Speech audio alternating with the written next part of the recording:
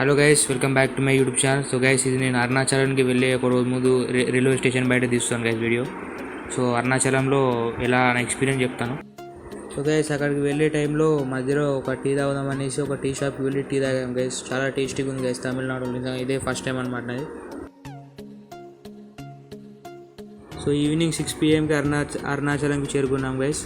So అక్కడ room తీసుకొని కొంచెం రెస్ట్ తీసుకొని 8 PMకి గిరి ప్రదక్షిణ అనేది మేము ప్రారంభించాం. అన్ని లింగాలు దర్శించుకుంటే మన కోరికలు అన్నీ నెరవేరుతాయని నమ్మకం ఉంది. అరుణాచలం గిరి ప్రదక్షిణ చేయడం వల్ల పాపాలు అన్నీ వెళ్ళిపోయి ఫలితాలు తగ్గుతాయని అంటుంటారు జనాలు. సో గైస్, ఇదే అనమాట. ఇది వచ్చేసి బోర్డు అనమాట. దీనిలో అన్ని లింగాస్ అన్నీ ఉంటాయి అన్నమాట, లింగాలన్నీ మొత్తం.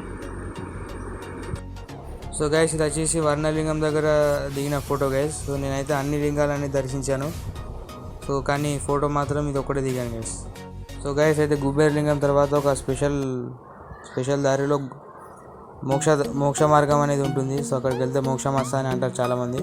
కానీ అక్కడ లైన్ బాగుందనేసి అండ్ చాలా రిస్కీగా కూడా ఉంటుంది.